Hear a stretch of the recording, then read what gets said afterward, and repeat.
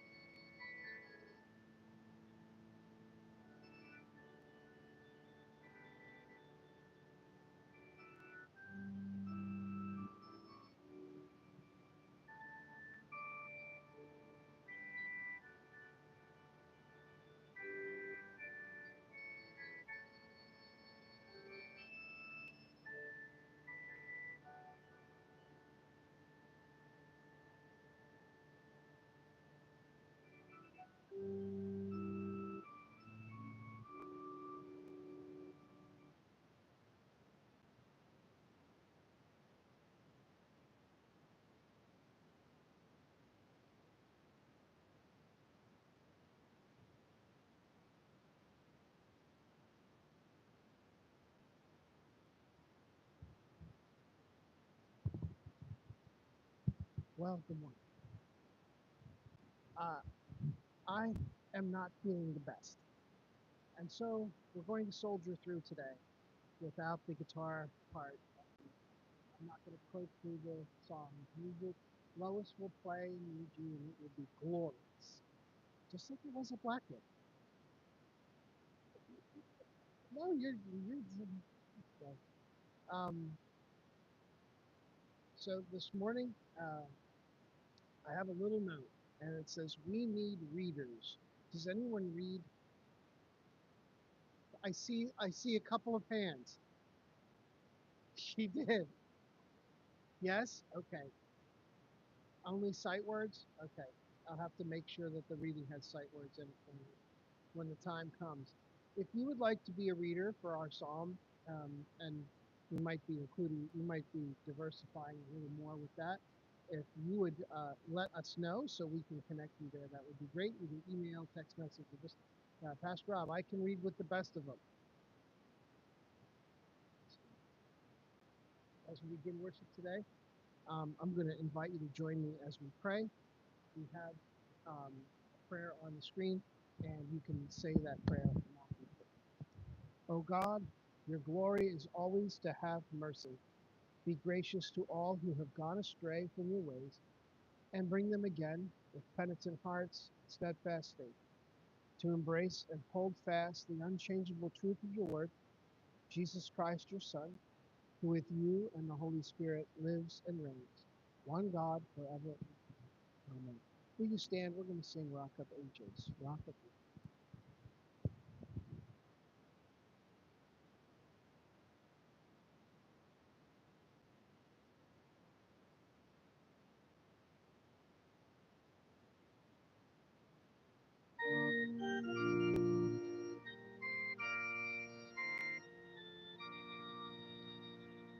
Rock of Ages.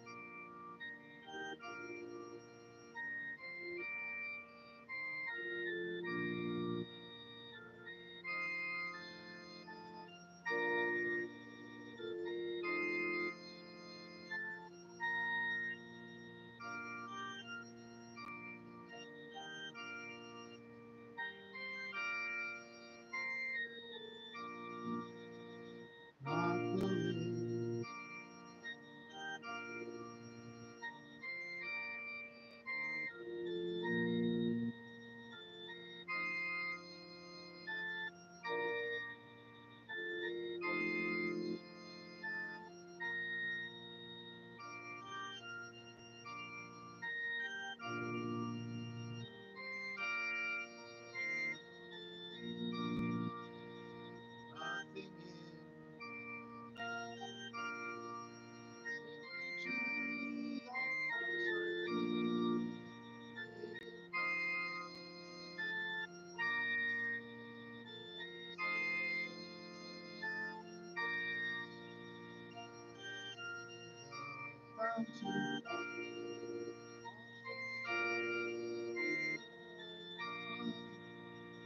while I fall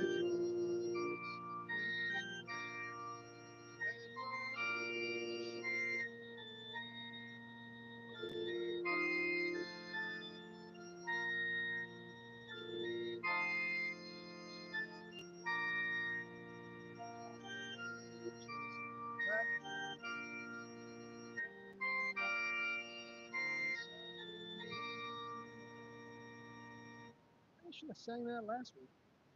That was it. Oh, you don't even remember the message from last week, do you? Oh no, I've caught you. Oh well. Greet one another in the name of the Lord. I'm not telling.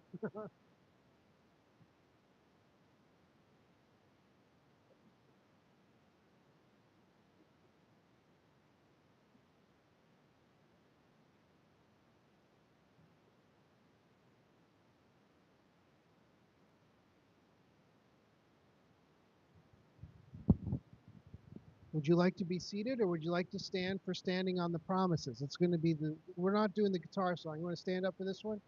Oh, I saw. Oh, it's a momentary flinch. We'll stand for standing on the promises. Let's sing together.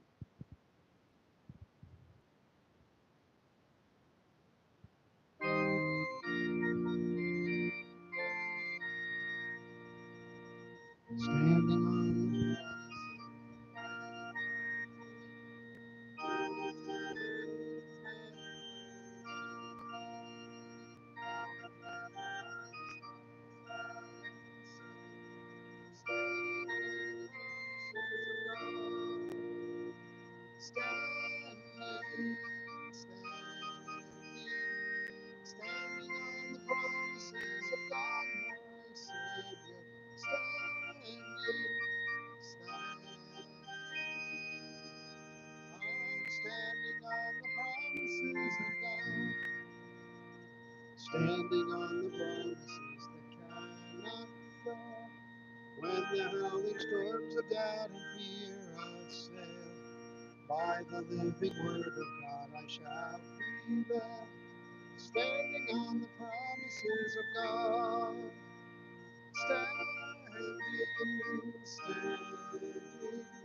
Standing on the promises of God, my Savior.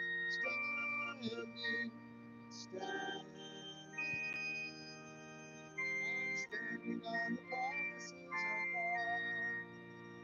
Standing on the promises of Christ the Lord. Bound to Him eternally by love's strong cord. Overcoming daily with the Spirit's sword. Standing on the promises of God. Standing, standing on the promises of Christ my Savior. Standing, I'm standing on the promises of God. Standing on the promises I cannot fall.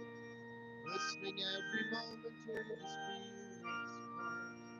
Resting in my Savior as my all in all. Standing on the promises of God. Standing, standing on the promises of God, my Savior.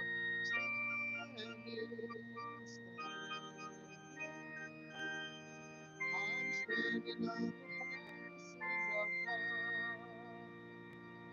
You can be seated, and unless you're Jack, because Jack has to come and read from the. You see, Jack can read. Yeah, Jack can read.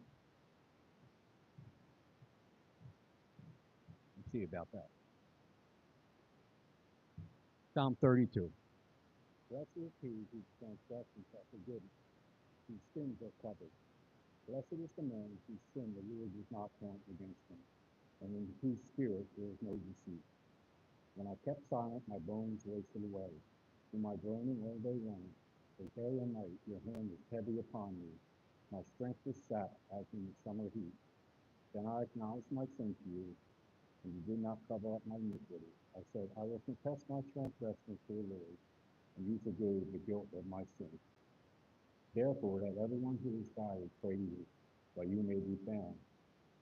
Surely, when the mighty waters rise, they will not reach him. You are my hiding place. You will protect me from trouble and surround me with songs of deliverance. I will instruct you and teach you in the way you should go. I will counsel you and watch over you. Do not be like the horse or the mule, which have no understanding, but must be controlled by the bit and the bridle, or they will not come to you. Many are the woes of the wicked, but the Lord's unfailing love surrounds the man who trusts in him. Rejoice in the Lord and be glad, you righteous. Sing all you upright in God.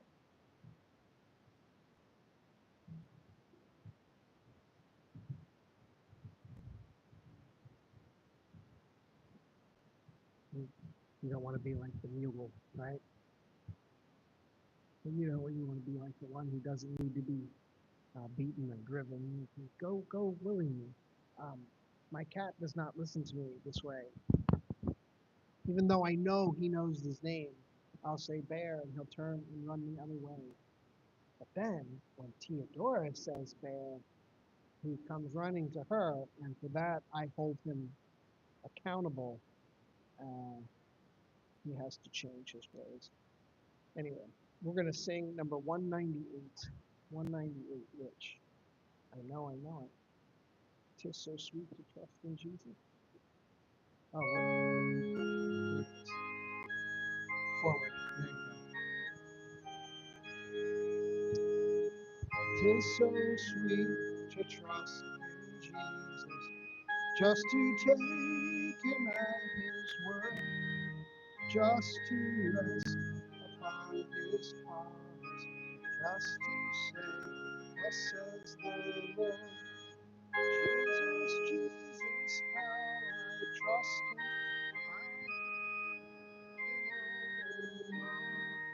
Jesus, Jesus, precious Jesus, oh, for me to trust him. Oh, how sweet to trust in Jesus, just to trust his cleansing blood, just in simple faith to plunge beneath the healing cleansing flood. Jesus, Jesus, how I prove him o'er and o'er. Jesus, Jesus, precious Jesus, oh, for grace to trust him more.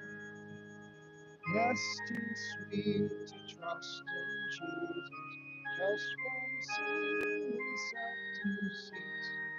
Just from Jesus to we take life and rest and joy and peace. Jesus, Jesus, how I trust him, how I proved him all and all.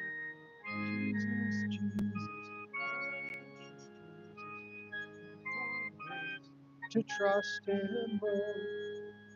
I'm so glad I learned to trust thee, precious Jesus, Savior, friend, and I know that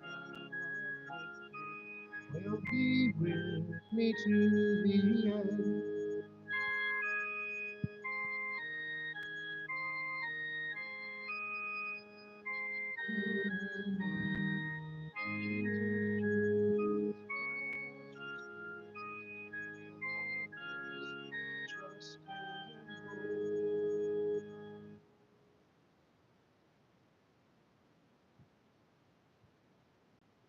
We've been going through a little series where we're talking about people in some unusual places and dealing with some unusual things. And so I'm going to first bring us up to speed on where we are, and then I'm going to give us a sense of where we're going. And I'd like to tell the story in a way that I hope Reese and Hadley will enjoy. However, that probably will be disappointing to them, but yet I'm going to give it my best shot. Okay. So we've looked at Joseph in Egypt, and Daniel is the closest to Joseph that we get.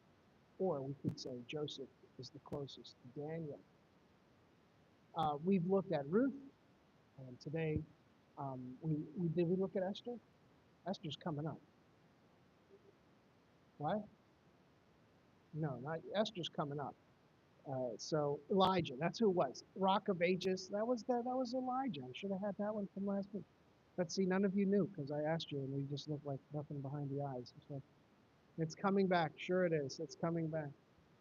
I always kept the metaphor that I have for my brain is that it's an AM radio. And it's I gotta like really dial it in there, I find the sweet spot and then I drive 2 miles and it's gone. No one thinks that's funny. All right, well, that's the way it goes. So Daniel was not, he finds himself in a place called Persia in Babylon. But that was not where he was from. He was originally from someplace far, far away. And as a boy, his home was overrun by violence. And Daniel was trapped and taken against his will to live in a foreign place. Can you imagine how frightening that must be? Yeah, to not have your mom or your dad, to not have your family, to be placed in a different place where everybody speaks a weird language that you don't know. And that's what happened to Daniel and his friends. And in the book of Daniel, you read all kinds of stories about what happened to them in Persia. And of course, one of the things that happened to his friends is there's a big statue that gets put up, and they're supposed to worship this king, and they don't do it, and they get thrown into a fiery furnace, and somehow they manage to survive. That is not, you don't try that at home.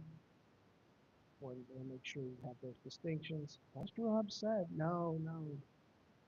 This story with Daniel is interesting because as he grew up in this weird part of the world, I always ask too, like I have a special, I really do appreciate when I meet someone who's not from here, who has had to learn our language, who has had to figure out ways to go, and who has made this place their home, even though so many things about this country don't really match up with wherever they came from. I always give those people so much credit.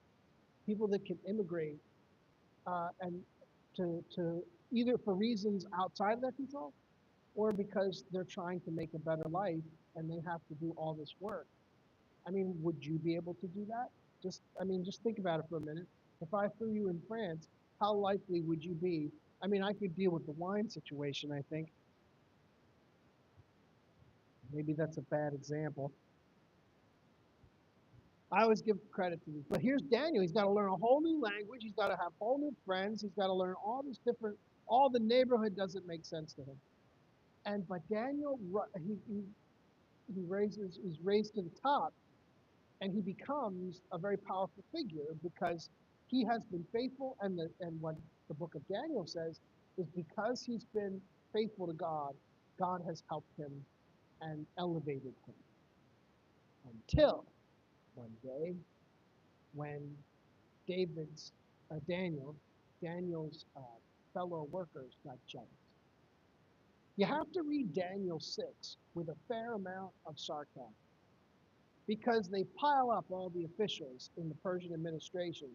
So you think, you ever have the joke, how many people does it take? How many Baptists does it take to change a light bulb? Is that not how you heard it? How many Baptists? How many Presbyterians? Is that how you heard it? How many Presbyterians? How many Methodists does it take to change a light bulb? It has one to hold the ladder, one to climb. It says three. It's actually 35. One to hold the ladder, one to climb and put the bulb in, and then 33 to have a potluck dinner while the bulb's getting changed. That's how the Methodists do their. Yeah, that's the Presbyterians. They have the three to turn the ladder around the bulb. So Daniel's coworkers conspire against him. If you think the issues surrounding immigration are somehow new, they are not. And here we see Daniel as the immigrant who's being targeted because he comes from somewhere else. And his effectiveness in the position has everyone jealous. And so what they do is they try to take him down. And so they go to Darius the king and they say, "Go king, live forever." You know, that's always a good way to greet somebody. You know, Gene, live forever. You know, I have a friend and he always says on my birthday, he sees him calling me, says, "Rob, I want to wish you a happy birthday. May you live to 150, and may the last voice you hear be mine." That's what he says. It's so funny. I'll let you think about it for a minute. That's a good funny one. Oh, King, live forever. We have a new law, and the law is we want everybody to pray to you, O King. Now, I have to tell you something. Now, if I ask the difference between a god and something that's not a god, that's very easy to discern. It's a one or it's a zero. It's off or it's on. But it wasn't like that in the ancient world, where people, depending on how much wealth they had, how much impact they had, were actually given a divine status. And then I think about it and I think, we haven't journeyed that far from that, because the way that we idolize people of wealth and power is shameful. We don't even ask very good questions of those who have accrued such wealth. We just assume that the more wealth you can compile means you're such a good person, a good business person. But in the ancient world, it would be even more, so that you would be considered a divinity. And so for the all the officials to say to Darius, we would like to put up an idol that people pray to, and further, we're going to say that no one's allowed to pray to anyone else but to you. This would not have been unseemly. Now Darius might have, flattery is always a dangerous thing. You always have to be careful. Always beware when someone is too flattering. By the way, have I told you how beautiful you look today? Wonderfully handsome. You guys are just knocking it out of the park today, I'll tell you. Must be sick. He's feverish. He's peakish. So, but Darius goes along with this law, and so anyone who prays to anybody else will be in peril. They'll be in danger. But all of Daniel's co-workers know that he prays to God and will not pray to them. So, as the Star Wars character General Akbar once said, "It's a trap." No one liked that. No one liked that. No one liked that at all. No one liked it. Okay. Bless you. Stick to Lord of the Rings. In any case, uh, Daniel has a decision to make. Martin Luther King Jr. once said that an unjust law is no law at all. But that doesn't keep people from making laws that are unjust, and then feeling self-righteous when they enforce such laws. And I could regale you with all kinds of useless examples. But Daniel knew that this was a law, it was properly made, and he had the decision to make. Will he obey the law or will he disobey it? He decided to continue with his prayers. And Daniel rolled open the window and threw down the mat and began to pray. He prayed to God 3 times a day. And so all of the officials see Daniel pray, and they turn him right in. And they call Daniel before Darius, and he's so upset. He realizes what this has been, and he says to Daniel, "I'll just forego the punishment." And all of the people say, "Oh no, once a king has made a decree, he has to follow through with the decree." And I said at Blackwood, I would have followed it up with another decree, and that would have been everything the king says can be changed by the king. That's my decree. Like, no problem. I can fix this. That's not a big deal. Ask the Catholic Church how easy that is to do. It's very difficult.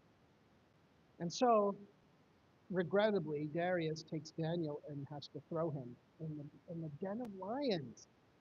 Now, because I wasn't feeling well, I wasn't, Theodora has to endure all of my dad jokes. I'm hoping that she doesn't have to endure my sickness. So I stole away to one of the other bedrooms so that I could get some rest last night. And indeed, I was sleeping in the den of lions because all the cats came in to see what was the story. And the one devil kitty jumped on my foot. And the other one, I don't know what she was doing. She was doing something else. And finally, I had it and I had to kick them all out. I survived it though. I want you to see I've survived it. But lions are a little different. Have you seen the video of the person who goes into an apartment and says, please don't let the cat out of the back room? And he cracks the door of the back room and it's a tiger. I think that's funny, but again, you don't see the humor in it. I'd be like, oh, keep that door closed. I think if the tiger wanted to get out of that room, he could do so fairly easily. Lions, though. And so, here's what the text says. The text says the king couldn't sleep. And he gets up, and this is where we pick up the text. It says, at the first light of dawn, the king got up and hurried to the lion's den. And when he came near the den, he called to Daniel in an anguished voice, Daniel, servant of the living God, has your God whom you serve continually been able to rescue you from the lions? And notice Daniel, what he says, O king, live forever.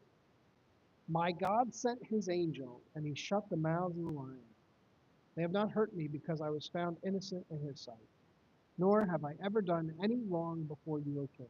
The king was overjoyed and gave orders to lift Daniel out of the den. When Daniel was lifted from the den, no wound was found on him because he had trusted in God. Look at verse 25. Verse 25 says, Then King Darius wrote to all the peoples, nations, and men of every language throughout the land, may you prosper greatly. I issue a decree that in every part of my kingdom people must fear and reverence the God of Daniel, for he is the living God who endures forever. His kingdom will not be destroyed. His dominion will never end. He rescues and he saves. He performs signs and wonders in the heavens and on the earth. He has rescued Daniel from the power of the lions. So Daniel prospered during the reign of Darius and the reign of Cyrus the Persian. Whew. Wonder what that night was like in the lion's den. Now, I have to say that I think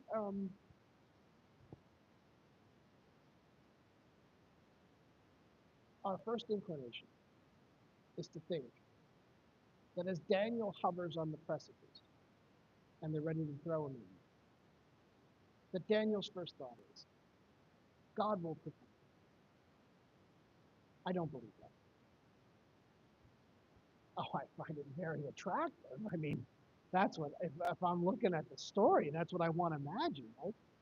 I don't see how it could be true. We cannot understand, nor can we fathom the level of danger Daniel was in, nor can we factor into the equation how we might fare if we had faced the same situation. So at Blackwood, someone says, well, he was faithful, and so he knew God would save him. I said, I got into an argument with a professor at Princeton over this, where I said Philippians chapter 2 says that Jesus emptied himself of all of his divinity and bore flesh and took on human form and humbled himself, even taking the cross, despising its shame. And I said, I don't think Jesus knew in what way he would be raised from the dead. I think that's a part of his knowledge that he chose to push to the side so that he could fellowship with us in our existential fear. I used to kind of have those thoughts, existential fear. I don't know if I have them anymore. Maybe it's just waiting to come back. But I think that Daniel probably did, and I have a feeling that Jesus also did, for we must face those things too. Once you face your own mortality, or the mortality of somebody that you love, that's a big deal. It's a big deal. I don't think Daniel knew that being thrown into the den of lions, he was going to be saved. I don't think he understood that if he disobeyed the king's command, he would face this kind of punishment and what that might bring. What I do think is that Daniel decided that the practice of his faith and his faith in God would be more critical than even his own life. And I think that when he made that decision, he understood clearly something we cannot possibly come to. If I have people that sometimes will say about they think that somehow Christians are persecuted here in the United States, and I'm like, you're suffering a delusion. That's not true. In any way is it true. There's no one waiting for you at home. You know, where were you? Huh? You went to that Methodist church? All right, we'll let it slide. There's no one that's gonna come after you. You may feel pressure culturally or something like that. That's a totally different sort of pressure that Christians have always faced. But Daniel faces something different, and that is organized, institutionalized persecution. There is none of that here in the United States. And yet there's a segment of Christian population who actually believes somehow that that is at the root of some of the things that we see going on in our country. That is laughable. That's laughable. Go somewhere where that's really the issue, you know? And it's not even close. It's not the same thing at all. A friend of mine who's a missionary to China, that's an issue. If he's caught with Bibles going into he works with people who are, they have leprosy, and rather than try to cure them, they send them away. And so he goes and he works with them. And it's so far out in the boonies, his stuff is just, but he always says, don't, you know, when you send an email, you know, try to keep it down. So Daniel faces an existential threat, and he decides that he's going to go with the Lord. I mean, that's part of his state. Part of his state. I want to do three little things. I'm kind of meandering about. Let me get to the three things so that we can have some structure. The first thing is Daniel's faith is conspicuous. I don't know if this was something that Daniel thought about a whole lot. I mean, I remember going to Yankee Stadium and I was wheeling around a ramp and almost ran over a person who had thrown down his mat to pray. He was Muslim, and it was time for him to pray, and there he was. And fortunately, I didn't run him over. And I said, I'm glad to see you at prayer. And he goes, you're the only one.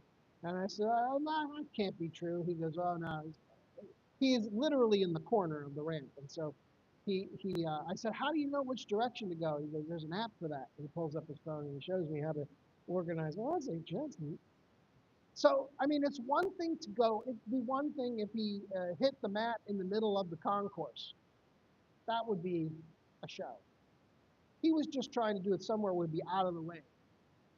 I don't know about Daniel. I don't know if he was being conspicuous or if he was trying to just honor God in that moment. Either way, his enemies took notice. Do people take notice of your faith?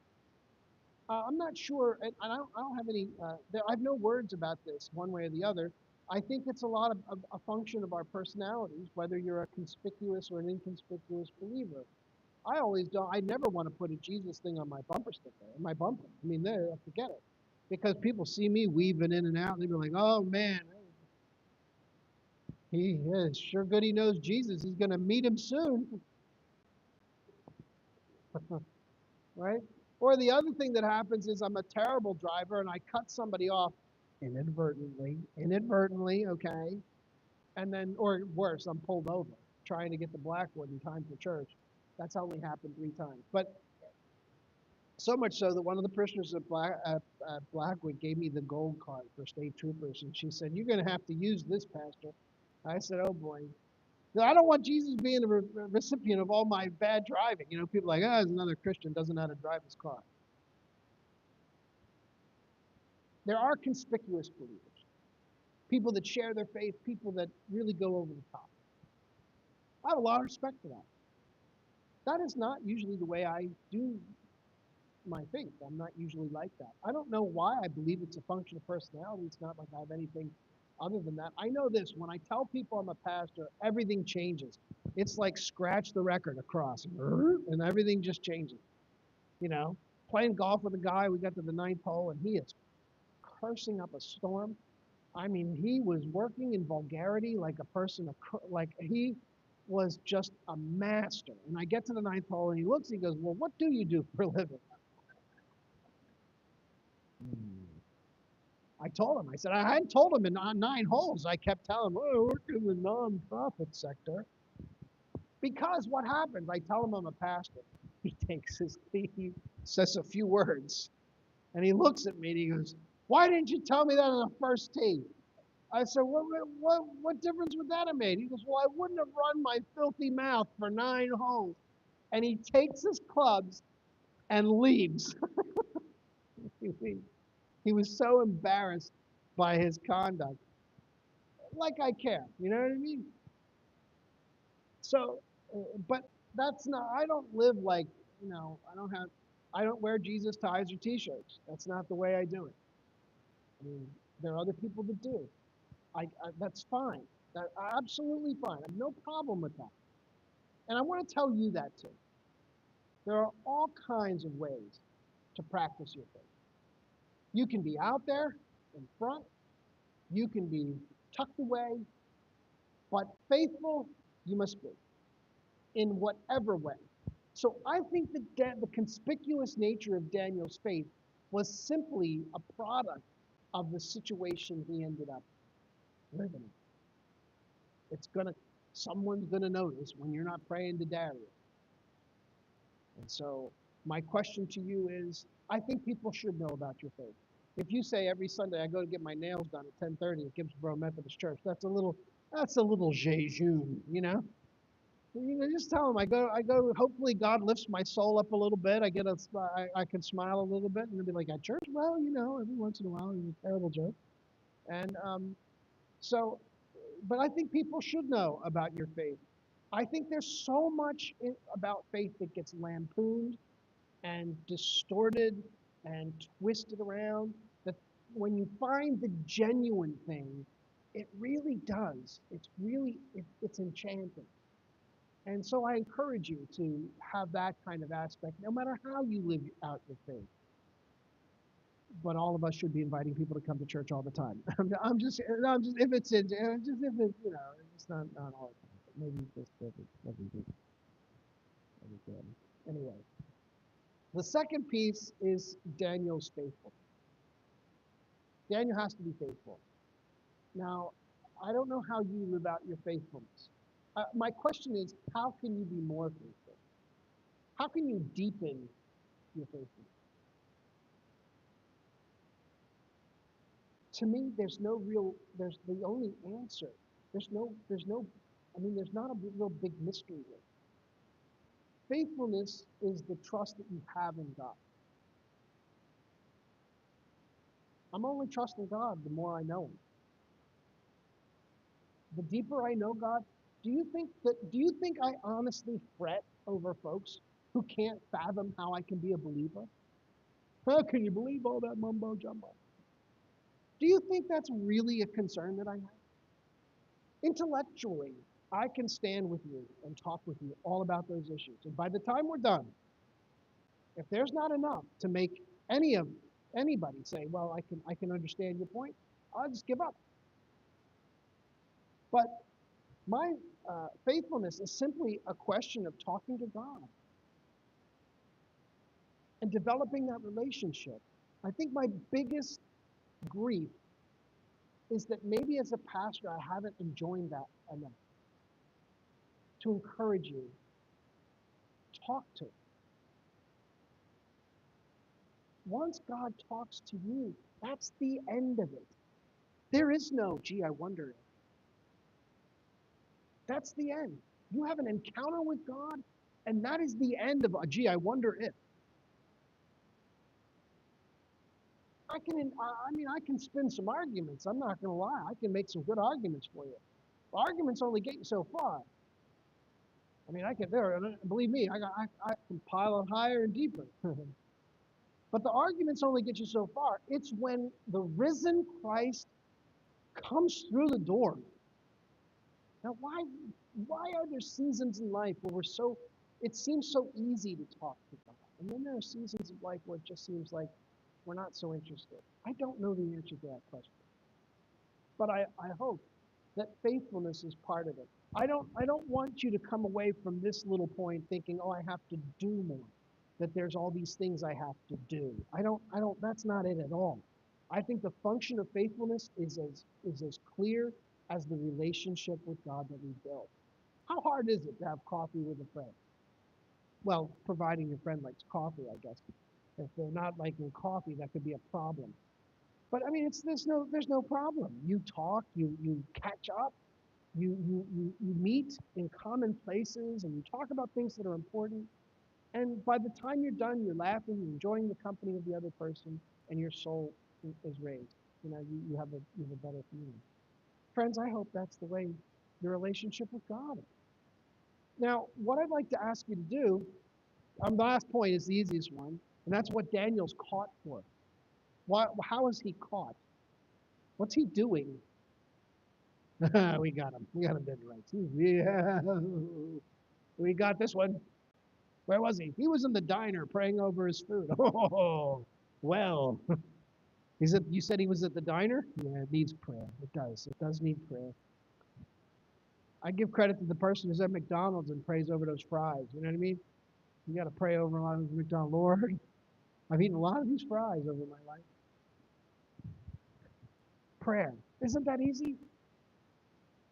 The conversation with God. That's what Daniel is called. That's why he gets thrown in the lion's den. I have no idea whether the lions are like, wow, this guy and his garlic. Oh, we can't even touch him. You know, what was the magic that kept? Now Daniel says an angel closed the mouth of the lions and kept them from eating them. That's easy to say, but if you're the lions, aren't you kind of like going, I don't know. Okay. You ever hear about the lion that complained about eating the clown? He said to the other lions, he says, this clown, something doesn't taste right. And the other lion says, of course not. It tastes funny. Oh, man, that's good. That's good. That's comedy gold. That's a bad one. It is a bad one. So prayer. Here's what I want to tell you to do. Do any of you have at home, and I am a bona fide gourmet when it comes to the microwave. Do any of you have a microwave oven at your home? Okay, so here's what I want you to do. If you are not the praying type, that is, you haven't built that pattern into your life yet, I want to invite you, the next time you have to heat something up, is to pray as your food cooks. That's it. You go over to the microwave, may your microwave never look the same to you again. Okay? One thing I am is dumb when it comes to this kind of stuff because I don't operate on these kind of wavelengths. I just give me something I can handle. This is something you can handle. You go to the microwave and you push the buttons, and then when your food starts, you have prayer. And it's easy. God, protect me from what I'm about to eat. No. God, I pray that whatever you're going to pray about for the minute and a half. The Lord's Prayer is meant to instruct us on how to pray. You can read the Lord's Prayer, and that'll give you a template. Another way of praying is through the acronym ACTS. And if you go vertically, it's adoration for A, adoration. Thank God, I extol you, Lord. There's no God like you. You created the universe, and now the James Webb Telescope can see it. Lord, we thank you for all of the glory that you surround all of the things. Adore God. That's adoration. C is confession. You're the greatest God, and I loused it up this week. I did not love my neighbor. I was selfish. My temper got the best of me. Whatever you put into the C, confession. So, Lord, I confess these things. Forgive me, I pray. The next one is thanksgiving. So, God, I thank you for your mercy. Thank you for your blessings. I can't believe how blessed I am. You should pray that every single day as I'm looking at you in the room. There's not one of you in this room that shouldn't pray. I am so thankful for all of the blessings you've given me. We are all enormously blessed. Even those of us who are enduring such really big challenges, by virtue of sitting in this room, figuring out how you got here. Lord, I cannot believe how you've blessed me through my life. Thank you. And then the last was such thanksgiving. And the last one is supplication. Okay, God, get ready because I got a long list. And then your beep goes off, you see, on the thing, and you don't even get there. You're like, beep, beep, okay, coffee, whatever it is. That should be, that supplication are all the needs. Lord, here are the people I'm praying for, here are the things, and here are the things that I'm bringing to you. I got these challenges. And now, you're going to start with however much time is on your microwave. And I ask you, if you're not a praying type, to abide by that. You say, why? I don't want you to put together a habit. I'm going to pray a half hour every day. And then you're praying, you're missing whole days because you're like, I missed this half hour. Hit the goal. Make the goal a minute 30, a minute 45. And you know what will happen? You'll take that coffee out and you'll still be praying. And you'll say amen, and that will be the best. And those 2 minutes will turn into 5. And the thing that will happen that will absolutely change your life is when God says hello back. And when God begins to whisper your name, to say, you are enough for me. I love you to the extent of my love in Christ. When God begins to share those thoughts with you, that's when everything about this changes. And church is no longer an obligation. Church is the place we go to say, man, what is next? Because I cannot believe that this is happening. It's the season of Lent. You're supposed to be adopting some different spiritual disciplines that will help you. And I always treat Lent not as a season of restraint and fasting and all. I've never done that. But I have encouraged for years the pursuit of spiritual disciplines that might infuse you with spiritual life along the way. So today I have a question, and that is, if you were getting thrown in the lion's den, if you were like Daniel, would you be convinced it didn't matter if I died or if God saved me? It's all right. My faith is going to be just as strong. That's where I think Daniel was. His faithfulness was overall. Whether my life is in God's hands one way or the other. That's the essence of faith. If you always know the outcome, everything, how faithful is it? It's just called clairvoyance. It's a totally different thing. But putting yourself in God's hands each day, Lord, I don't know what this day is going to hold, but I give it to you. I give it to you. And I'm going to be happy and blessed all the way through.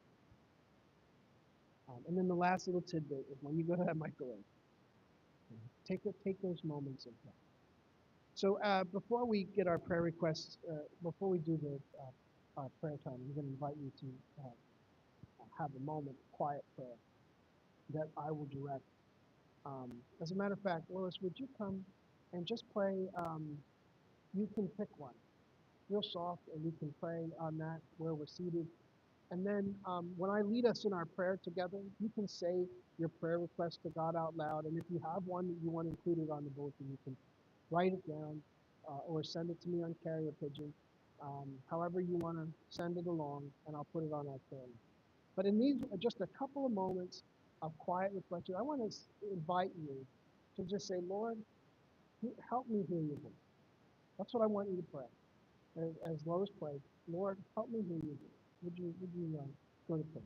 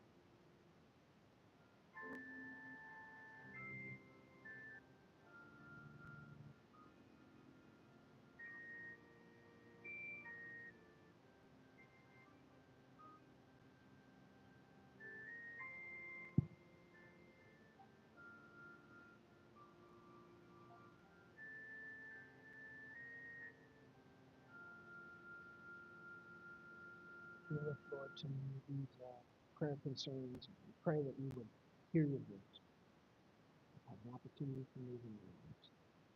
We look to you first from the prayer list. And we pray, God, that you would continue to work healing for those who are battling illnesses. Pray for those who are dealing with cancer. Pray for those who are looking for housing and employment. I pray a special blessing on that this week, that you would open the right doors. Um, Lord, people have been looking for a long time. Pray, God, for your help. Lord, I look to you, those who have been affected in Myanmar, this catastrophic earthquake, for those in California, North Carolina, Florida, those battling in Israel, Ukraine, Russia, Gaza. God, I pray that you be with those on our prayer list. I thank you for the twins who have come home. I thank you for caring for them. Lord, I pray for Richard, for Ernie, Tina, Dad, Bear, Carmelita, Jeremy. Pray for Andy. I lift up Dad. Pray for Jeremy, for Jamie. I lift up all of them concerns as well. Pray, Lord, that you would continue to remind us of your goodness and your good. I pray, God, that you would come alongside of us. We pray that you would help us to hear you, help us to have an encounter with you. And let us know how much you know. Let us know where you see us. Challenge us with where you might go. Give us clarity about how we're living in the world that we live, and help us to find purpose and meaningful contributions. In all things, we trust you and look to you. Thank you for teaching us to pray as you taught your disciples. And Father,